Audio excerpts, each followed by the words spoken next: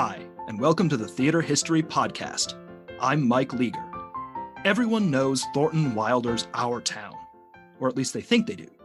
It's one of the most frequently performed American plays, so ubiquitous that, as our guest writes in the opening of his new book, pretty much everyone already has an opinion about whether it's, quote, sentimental, done-to-death nostalgia, or whether it's been, quote, ignorantly relegated to that status.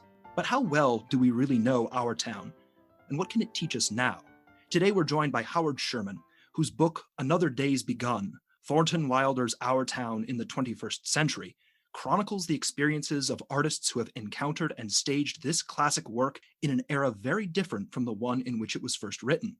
Howard served as executive director of both the American Theater Wing and the Eugene O'Neill Center, as well as in key roles at institutions such as the Jiva Theater, Goodspeed Musicals, and Hartford Stage. He's also the U.S. columnist and feature writer for the newspaper The Stage, and a contributing editor to Stage Directions magazine. Howard, thank you so much for joining us. It's nice to be here, Michael.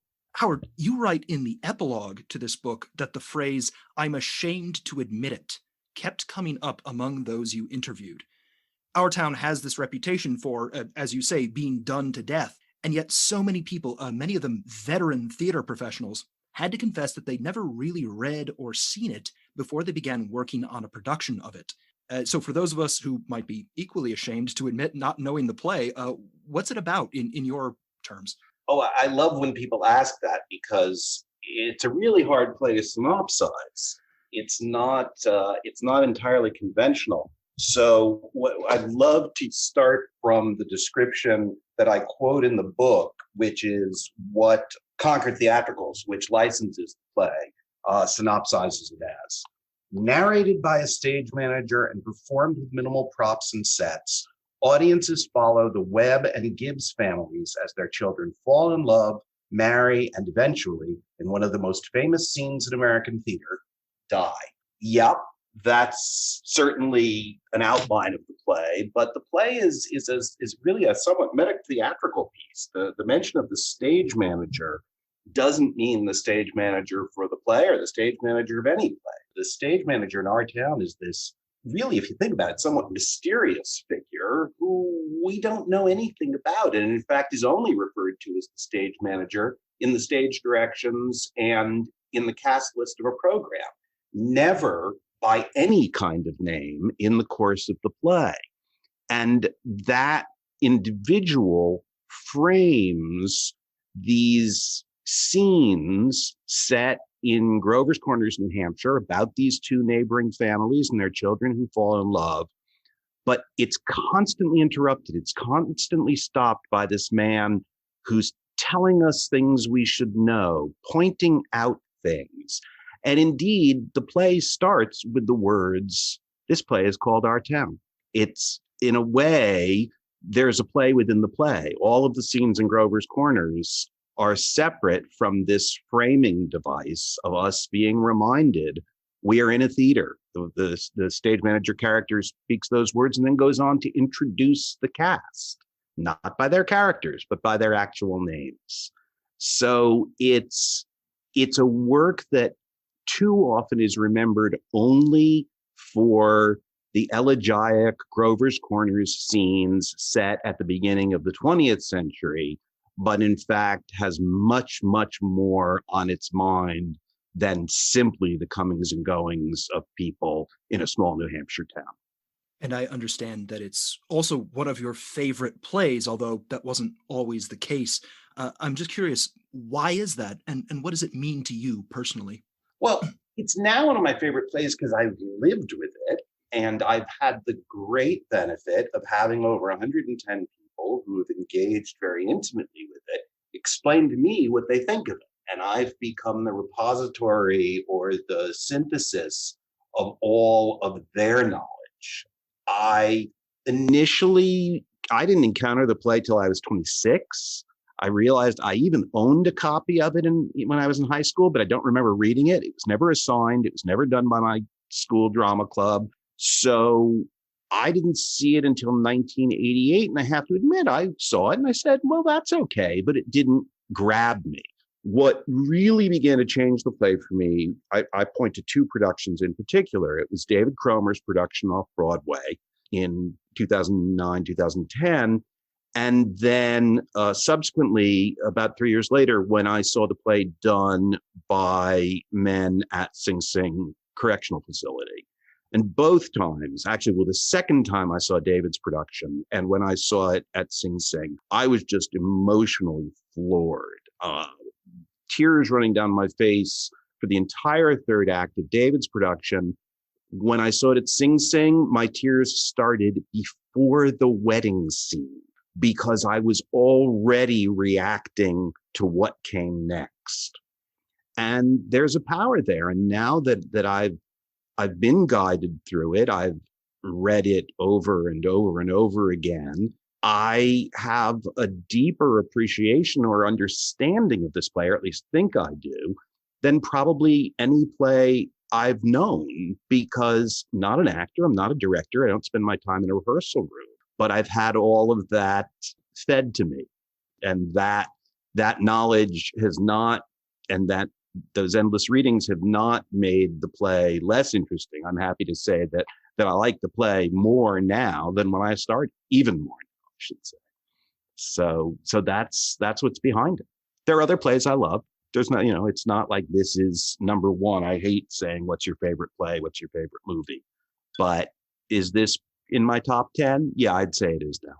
So as the subtitle of the book indicates, this is primarily focused on productions of our town in the 21st century. You do, though, at the beginning of the book, spend some time on the play's stage history before the 21st century. And that kind of made me wonder, how did people receive it when it premiered? Did they go, yes, this is an instant classic, or did it take a little longer? People were all over the place about it. I mean, it had a one-night premiere at the McCarter Theater, which in Princeton, where Wilder had a lot of schooling of his own and professional work subsequently. And the critic from Variety called it, and I'm paraphrasing just slightly, the season's greatest waste of talent. It went to Boston, where it got many good reviews, but it didn't sell. And in fact, what was to be a 2-week tryout got cut to 1 week, and it came to New York faster. And when it opened, there were plenty of admiring reviews. There should be no suggestion, but not everyone leapt upon it. And that is most evidenced by the fact that in those days, those pre-Tony Awards days, the main prize in theater was the New York Drama Critics Circle, and it didn't win. It lost to Of Mice and Men, which had an overwhelmingly higher number of votes. There were a few supporters for Our Town, but Of Mice and Men was the choice. Now that certainly flipped. Well, not really flipped, but Our Town became ascendant when, not very much later, it won the Pulitzer for drama, which was, of course, as important then as it is now. And so, but it, as I say, it was not the only thing. It was not like opening in a season where Angels in America opened and everything stood in contrast to Angels in America. It was one of a number of plays that were well received, and no one knew, nobody suggested it was going to be one of the most produced plays in American theater for the next 83 years, which brings us up to today. And it also has a bit of an afterlife, not just on the stage, but in radio, in movies, even TV. I'm curious about maybe a few of these adaptations, particularly how Thornton Wilder himself might have been involved in a few of them. Well, for the most part, he wanted to be hands-off on them. He was given credit for the screenplay because it's so much from the play, but he didn't actually sign to write the screenplay for the movie, but was in constant correspondence with the producer of the film, Saul Lesser. And the film, the only film of Our Town, is this 1940 version, which had Frank Craven, the original stage manager, and Martha Scott, the original Emily. William Holden came in as George, young William Holden, of course, and they changed the ending. And I'm not going to say how, but even in its day, people who loved the play already were pretty surprised about the change in the ending. So much so that by 1943, Theater Arts Magazine published the correspondence between Saul Lesser and Thornton Wilder, because at the end of that correspondence, before the film was released, where they had shot two different endings, Thornton Wilder made the decision because Saul Lesser couldn't decide how the movie should end. And it's Thornton Wilder who said, it can be different. Let it be this. It's probably more appropriate for a movie. There were many radio adaptations. The first was in 1939 with Orson Welles as the stage manager. All of those radio versions throughout the 40s and early 50s were an hour long.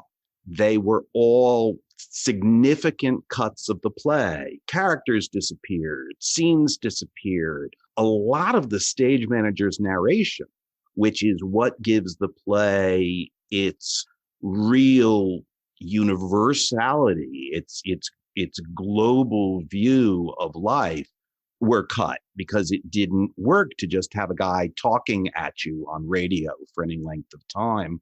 So, and even Wilder even played the stage manager on radio in 1946. But these were all significant cuttings of the play. It was done on television frequently in the early days of television. There were 3 TV versions by 1950, 2 of them in the same year, but none of them were recorded. You can't see them. They don't exist to be seen.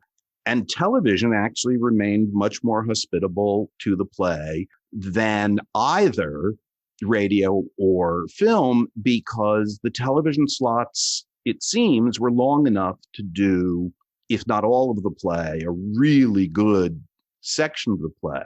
There was a 1955 version that was a musical, which is quite faithful to the play. And at 90 minutes, there is, even with songs, there's more of the play than there had been in the radio versions. There's a 1977 version, which some people may remember, older listeners may remember, with Hal Holbrook as the stage manager, which ran on NBC TV and was incredibly influential to a new generation and very complete.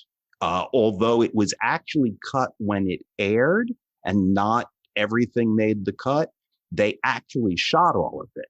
And so if you watch that version, which is on YouTube, easily found, you basically see the whole play. You see more of than what people saw in 1977.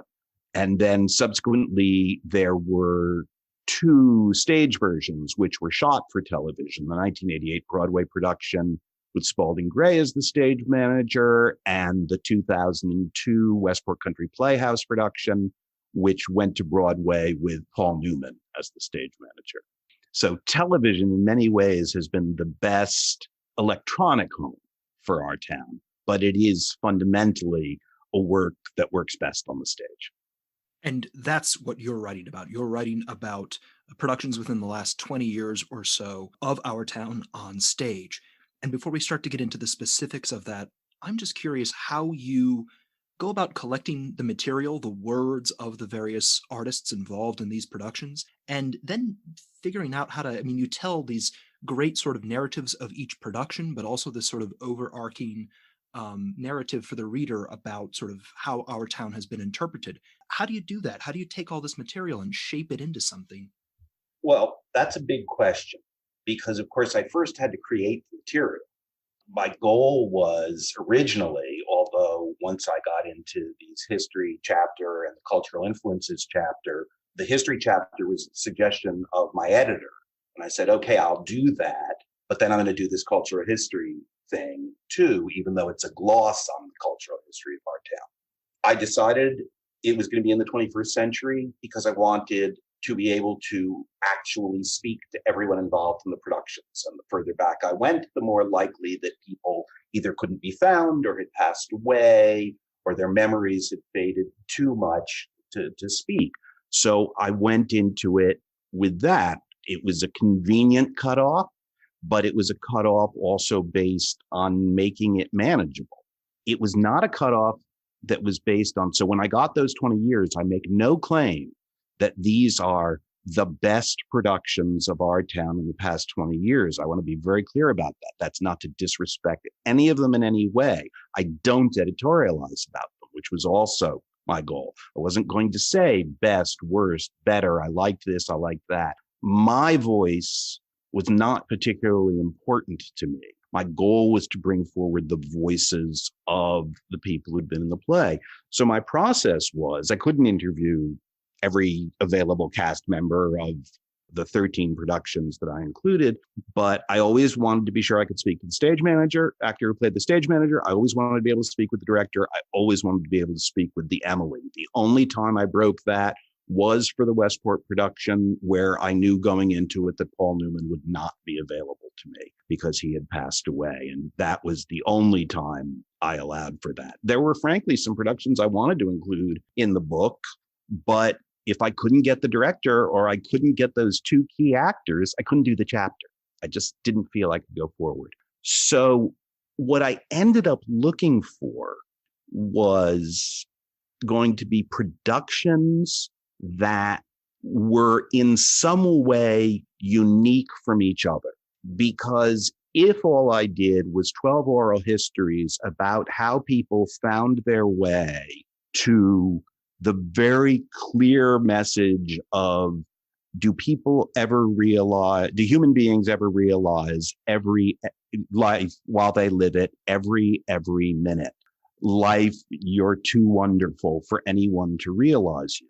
Everybody gets to the same place with our town, but it was the journey that seemed most interesting. And so whether it was the manner of production, whether it was stories about the people and how they brought the production into being, that was what was most important to me. And so there were the obvious ones. I had to do the most recent Broadway production since it fit within my time frame. I had to include David Cromer's production because it was sort of a watershed for how many people perceive our town. But then it was about, what is it to do our town with a cast that's mixed, deaf and hearing actors? What is it to do our town in a trilingual production? What is it for amateurs to do our town when the entire cast is drawn from the staff of an emergency intake psychiatric hospital? And all of that lent itself to stories that were greater than just, this is what I think of this play. Because I realized early on that it would be awfully boring if it was just about everybody's philosophy. And then I just spoke with these people, and with the exception of my first question always being the same, I sort of went where the conversation took me, and I learned what they wanted to tell me. I hadn't studied up on them. I had watched as many of the productions as I could, either live or an archival recording. There are a couple I didn't see any bit of, but it was about people telling me their stories. And so that's how I went about it. So that's sort of the preface to what you asked, which is then, how did I decide what to actually put in the book? And that was, I had what basically they were transcripts. I had just these long passages of people telling me their stories, and I had to find where the stories were different. There's some sameness. You can read some people arriving at the same place with the play in different chapters, and I thought it was important to show that happened, but it couldn't be the same in every chapter. And so people were extraordinarily open with me, and I thank them for that. And some people told me some deeply, deeply moving and personal stories. And I had moments listening to people's stories where I wanted to get up and hug them. I wanted to cry listening to their stories, and that wouldn't have been professional. It wouldn't have served the process. But there were definitely times I would finish an interview and just think, oh my God, I just couldn't believe what either they'd gone through, what they'd told me, and this would be about losses in their own life, about realizations of what the play meant to them and how they came to perceive it. And in some cases, some really interesting stories about people who went in, they basically were doing the play because it was a gig, not because they had any deep dedication to it, but came out of it just wanting to proselytize for this play for the rest of their lives. You mentioned there's this whole range of productions that you cover of everything. I mean, you began by talking about David Cromer's Broadway-bound production versus the one that you attended in Sing Sing. I'm curious, especially because this play, I think, is sometimes seen as fodder for community theater, high school theater, things that might be unfairly denigrated. Did you perceive any differences in how professional versus non-professional companies approach the play? And did that maybe lead to any conclusions about the nature of sort of, quote unquote, non-professional performers versus professionals? I have said for a long time, this is one of my canned things when I give talks, all theater is created in the same way. It is about a group of people getting in a room with a text and working out how they're going to tell that story. The only thing that changes going from school theater up to Broadway is the budget and the amount of experience that people have had at telling that story. But fundamentally, the process is the same. And that's not just for our town, that's for any play that gets done. And yes, this play is done a lot in schools and it is done a lot in community theater. That should in no way be used to denigrate the play, because we have to have respect for those forums and really appreciate that those forums are essential to building audiences for the future, or for building audiences for professional work as well. So I have long rebelled against any idea that these are somehow lesser forums for the work. As a result, I found perfectly interesting and legitimate readings of the play from people who'd barely been in plays before, as well as from people who were real veteran actors. It was just a question of each person's process, each person's journey. And because our town is so spare. I mean, every script is a template for a production. You have the words and you build upon it. But our town doesn't build in the sense of there's not a lot of stuff. Things are mimed. There's no set. And so our town even brings in more of either who you are or who you create, because there's nothing else to distract you as you watch it. And then it allows the audience, each audience member individually, to bring themselves to the experience, because since they don't see a kitchen, for example, they may well start remembering the kitchen from their childhood. And I think what's really extraordinary about what Wilder did is, and I say this based on my own experience of watching the play, is I think he causes or allows us to project our own experiences onto the play, because he purposely doesn't give us more than the very basics. You asked at the beginning how to summarize this play. There is a line that the stage manager has in the middle of Act One. It's my favorite lines of the play, and so I force them into every interview. But the stage manager says, "This is the way we were at the beginning of the 20th century in the provinces north of New York."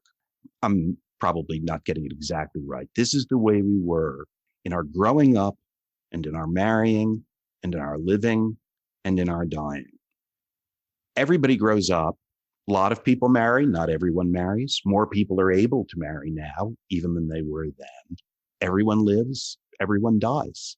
It's as basic as that. And by not giving us endless specifics about what happens to the characters each step of the way in their life, he keeps it open so we can project. And in Act Two, before the only real, when I say romantic, it's not physically romantic, but thoughtfully and spiritually romantic, the only scene of that, we are actually asked by the stage manager, remember now, think back, think about what it was like when you were young and you were in love.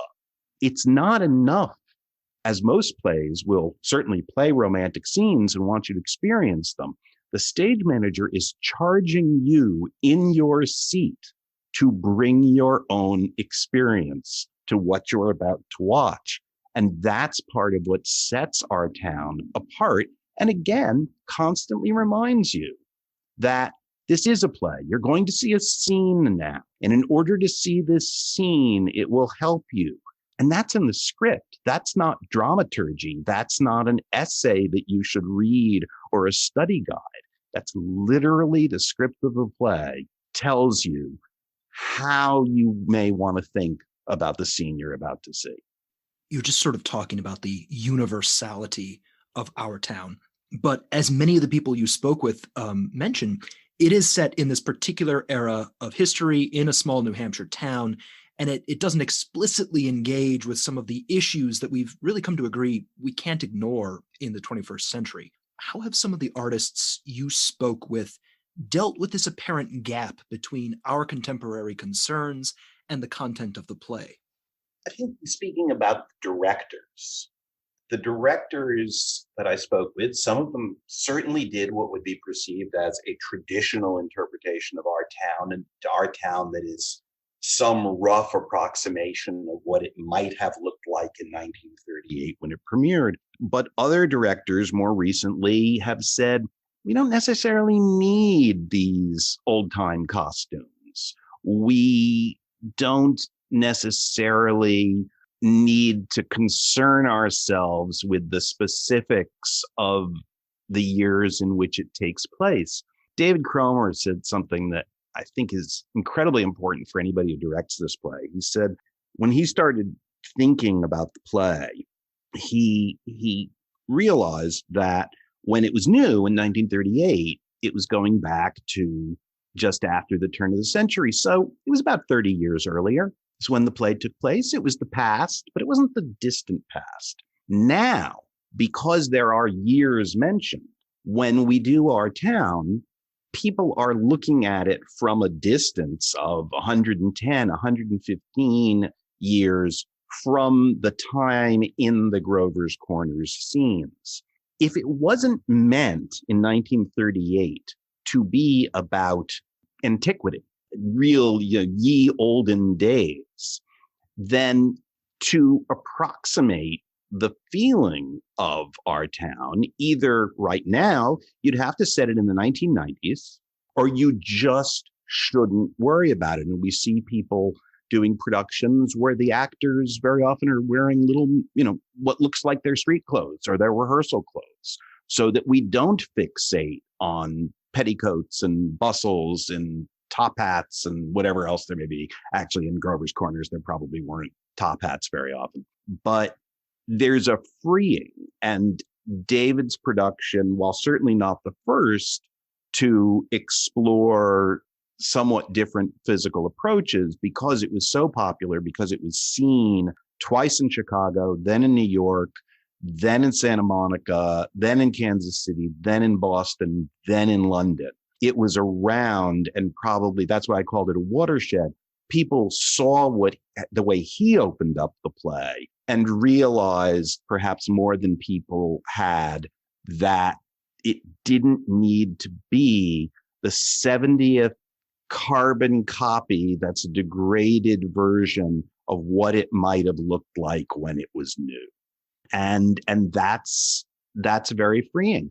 In some cases, though, there were productions that used different languages, whether it was the trilingual production in Miami or the Deaf West production, which used ASL. Those were actually physically traditional productions. It was the nature of how they were spoken or communicated that was different. And they didn't feel they needed to do anything more because it had already diverged in a different way that would cause us to think about different issues. The play has been done now, certainly going back to the 60s in the United States, possibly earlier. It has been done by multiracial casts. Grover's Corners is by no means an all-white town. It has been done by actors with disabilities. It has been done with women as the stage manager, and even with some of the other characters regendered, depending on the needs of the production.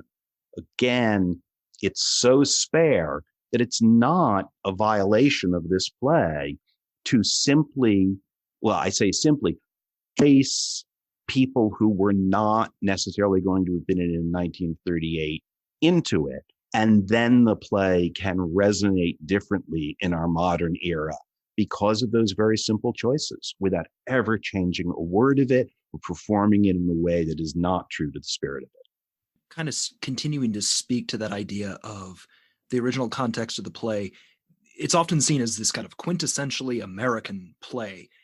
And I was really intrigued to see recently you're speculating in an article in The Guardian that Our Town is going to, quote, remain in the international repertoire for more than 100 years and beyond.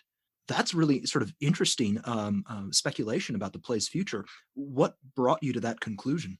Well, actually, that's the safe bet. I think it's the 100 years. I think the beyond remains to be seen, and I won't live to know if I was right, so it doesn't matter if I'm wrong. I mean, we're at 83 years now with this play. This play was being done in other countries a year after it premiered on Broadway. It has been done in 80 languages around the world. In Australia, which in January reopened to full capacity performances after the pandemic, the Queensland Theatre Company in Brisbane, Australia, opened their season with Our Town. There is something that is in this play that allows it to belong everywhere and to continue to belong at this time. Do we know if it will last as long as Shakespeare? No one can know that. Few playwrights have in any meaningful, consistent, constantly produced way. But I do think that this issue I now feel like I'm harping on in this conversation, the openness of the play to encompass all people. And that is, I've already mentioned several of those, but trans and queer people, I think I mentioned disability. Everyone belongs in Grover's Corners. Everyone can belong in Grover's Corners. And that malleability with who enacts this play, who tells this story, can allow it to be continually fresh as long as people don't obsess over issues like the drinking trough that refills itself magically that we hear about in Act 3. There are details, there are some specifics, and we're not going to get past them. But this play is really open for a lot of different ways to be done. It seems like many of the actors you've spoken with, perhaps especially those who have played Emily, find themselves really seriously contemplating mortality as a result of their encounter with this play. Would you be willing to share a little bit about their experiences and maybe what they tell us about how this play affects the people who perform it? Well, I'll start by pointing out that I wrote an article for American Theater Magazine that ran in January of 2018, in which I said, quite stupidly, that I wondered, given all these high school productions, of whether these kids could really appreciate the issues of mortality that this play deals with. And in the process of doing these interviews, particularly talking with the Theater Baton Rouge youth actors and the college students at Louisiana State, I was wrong. It was just a dumb assumption. I don't have kids. I hadn't encountered the play as a teenager myself. The things I heard from these kids about how they experienced the play and they understood the play, they get it perfectly well at very young ages. There's one young man, Braden, who I spoke to, who's in the book, who told me the story the day of the interview that it was the first anniversary of the death of his best friend. Braden was 13, so at 12 years old, he'd lost his best friend. His best friend had committed suicide. There is loss, there is tragedy in life at every age. One of the Emilys told me the story of her father dying of ALS when she was a senior in high school. Young people can appreciate the loss in this play.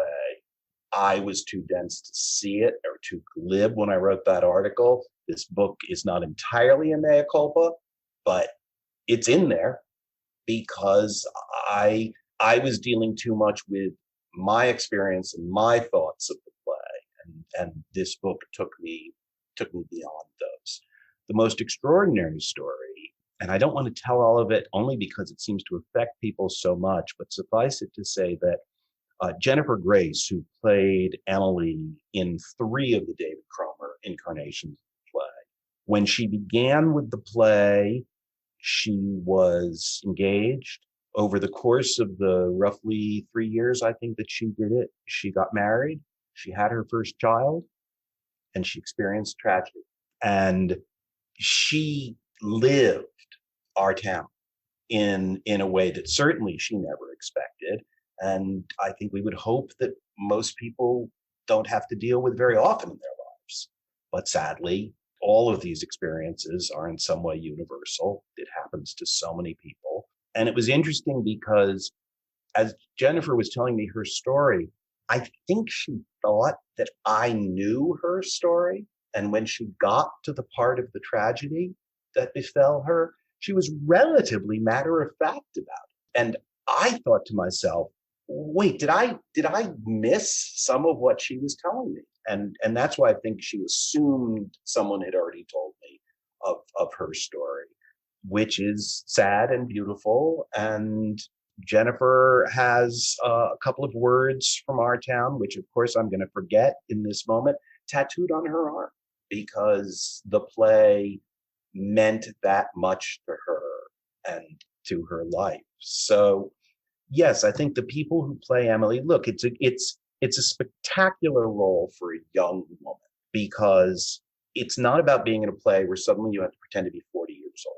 Emily in the play is between the ages of 14 and 26 in total. So if you're 18, if you're 22, you're 24, you're right in the zone to play Emily. And that's an extraordinary opportunity. And to play the role which carries the strongest emotional burden of the play just makes it a great showcase. I love the fact, and there's this continuity. I love the fact that when I was interviewing Jane Kaczmarek, who played the stage manager in the Deaf West Pasadena Playhouse production, she told me about her first experience of seeing our town at the Milwaukee Rep in 1974. And the Emily in that production was Judith White, tremendous actress. And then, by sheer coincidence, I was seated next to Judith at a play in December of 2019.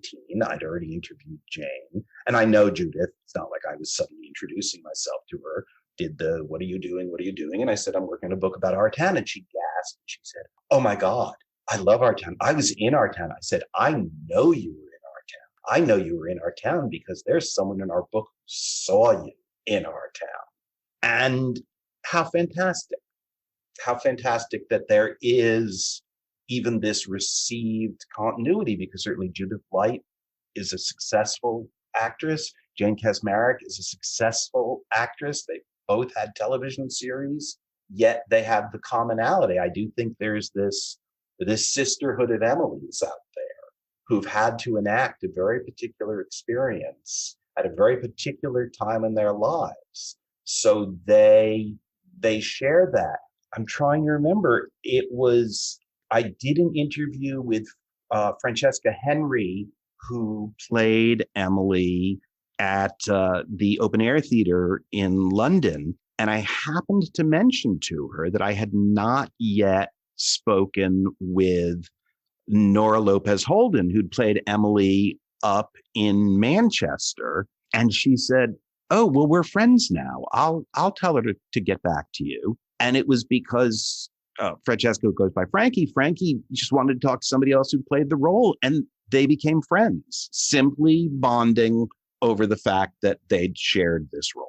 And in the same way, for the people who have encountered our town in their lives at some point, and for whom it has held meaning, and I acknowledge that there are certainly people who may not particularly take to the play, but there is this sort of club of people who just adore this play. And I would know them instantly, because if I was talking to someone, in some cases people I'd never met before, and told them what I was doing, they'd either say, oh, well, that sounds like an interesting project, or they would gasp, clutch themselves, and just couldn't say enough about the play. And I'd set myself a very specific task of what period I was covering and what productions I was covering. Trust me, there were plenty of really interesting people who I talked to in theater lobbies, on the subway, who would start telling me about their love for our town, and there just wasn't a place for them in the book the way I'd formed it. You speak about all these different productions, and I'm curious how different elements of the play might sound different or affect you differently based on the context, based on who is performing it or where. I think a lot of that happens with our town. The same way that I said it's a template, the context for our town, the context, both the place in which it's done, the actors who perform it, can add different resonances or cause the text to resonate in different ways. Examples of this: the Miami New Drama production, which I said was trilingual, was done in English, Spanish, and Creole.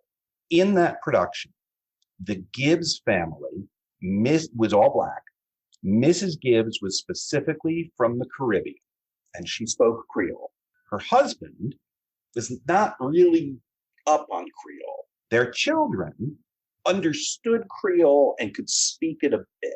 And this would not be unusual in any family where perhaps one parent has emigrated recently and the other parent has been living, for telling a US story, in the US, and then the children become an amalgam of that. So immediately, what does that mean? And what does that mean in a community where Creole is one of the most spoken languages? At the same time, the Webb family were all Latinx. They all spoke Spanish. And not unlike many families in the United States, where Spanish is the language spoken at home, that's what the Webbs spoke at home. When they were with other people, when they were out in the world, they spoke English. There are plenty of bilingual people. So suddenly, the relationship of the two families has changed because they each have their own languages. Then you have a boy and a girl between the families who are going to come together. What does that mean for the future in terms of the relationships both across language and across race and ethnicity? Completely fascinating.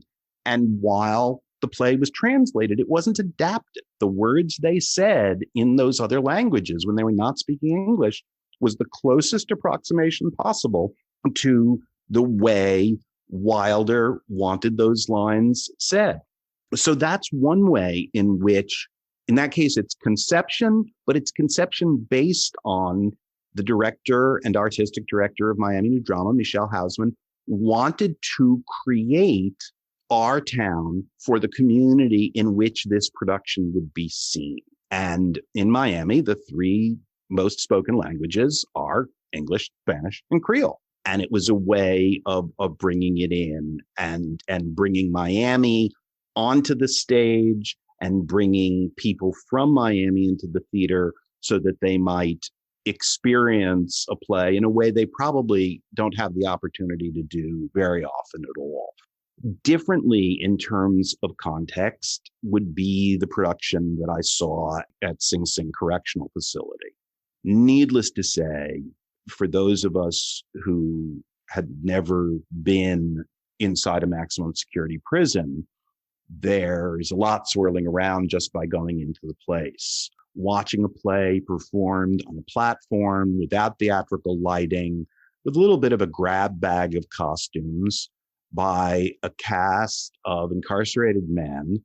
And in maximum security, these are going to be men who have probably served significant sentences. Some of the men had served 20 and even 30 years doing this play. That alone makes you think about the play differently because you cannot help but be aware of your surroundings. You've gone through security tougher than you might experience at an airport. You've had to empty your pockets and lock your belongings away. You've gone through several gates, one which has to be locked before the next one can be opened, and you're watching a play with guards in the room.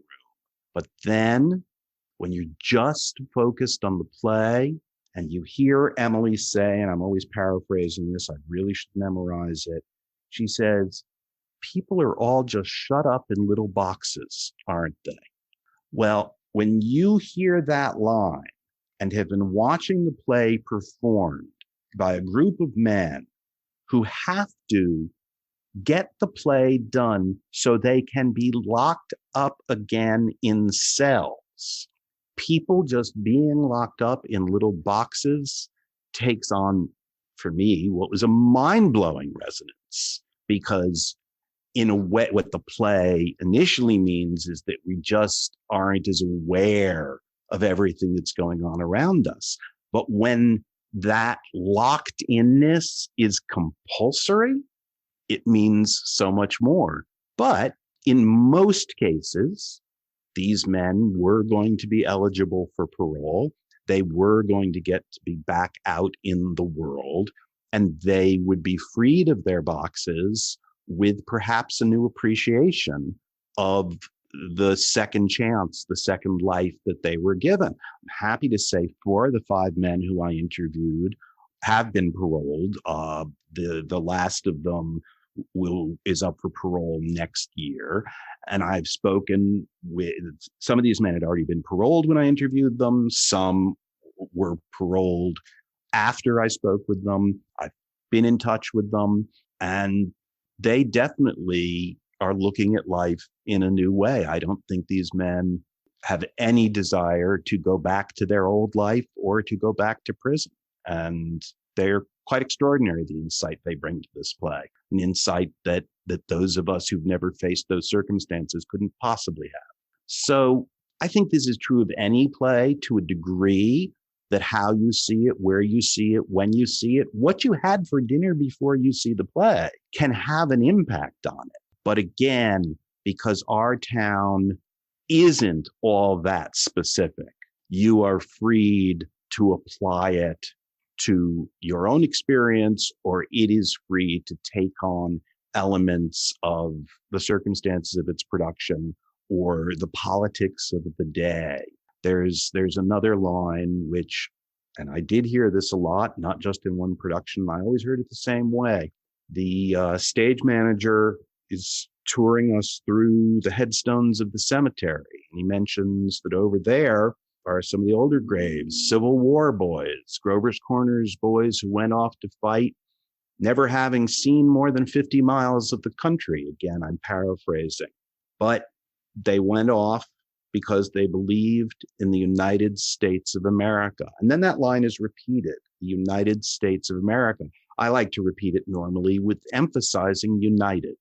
Not America, but united. That's my choice. If I were directing it or I were speaking the line. Why is that line repeated? The United States of America. To hear that during the past 4 or 5 years at least, with the kind of division, the political division, the rancor, the ugliness that has emerged in American society, to think about the United States of America and even be willing to die for that unity is extraordinarily important. Now, I should say, I don't think that's exactly a surprise necessarily. Yes, Wilder referred to the Civil War, but Wilder wrote this play in 1937, and he did the majority of the writing in Europe.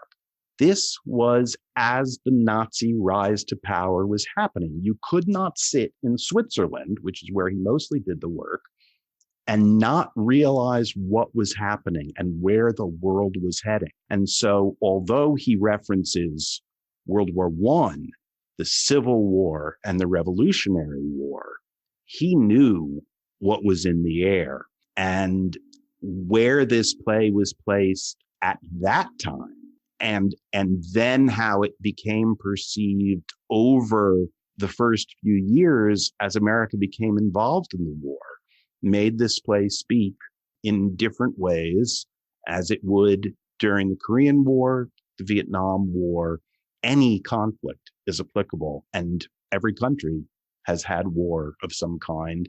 Sadly, many still do. Wilder made this play broad enough to encompass that. This is, as we've been discussing, one of these plays that gets you thinking about the big things: mortality, impermanence, the relentless passage of time. And I'm curious if, in the process of writing this book, you've started to think about Our Town, the play itself, in a similar vein. What marks a play as a work that continues to speak to future generations? And when, if ever, is it maybe time to start to for it to fade away from the world, a little bit like the way that all those people in the cemetery outside of Grover's Corners eventually do? It's an interesting question. I would never say that any play or a play of any type should fade away, because we find directors who take on works that many people think they know or haven't heard of, nobody's heard of, and they do reinvent them. It's everything from the production of Inspector Calls, the J.B. Priestley play. Nobody in America certainly even knew who J.B. Priestley was at that point. There's the Oklahoma that Daniel Fish did, which moved to Broadway, which was a completely radical look at that text, which opened up the play in different ways. Some people hated it, some people loved it, but there is no play that I think deserves to be relegated to history. The question is there or are there artists who see something in it and can present it in a way that it will be meaningful for modern audiences? With Shakespeare, yes, for people who speak English, it's the language, but we have to remember that Shakespeare is done in many, many languages. And as good as those translations may be, they're not the original language. There's a great joke in Star Trek VI about, to appreciate Shakespeare, you have to hear him in the original Klingon. It's a line I love, but it's that it does represent the fact that everyone has their connection. Everyone wants to be connected to Shakespeare. We'll have a play come along every so often. It seems every 20 years somebody rediscovers Sophie Treadwell's Machina.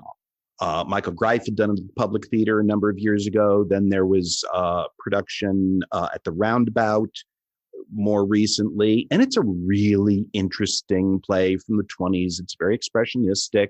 It's pretty bleak, but it allows people to place it in different contexts. So that's my long way of saying, I don't think there's any play that must be relegated necessarily. I think, sure, there are some that we find now are just unsalvageably racist and homophobic and misogynistic. And I would hope that people are attuned to that.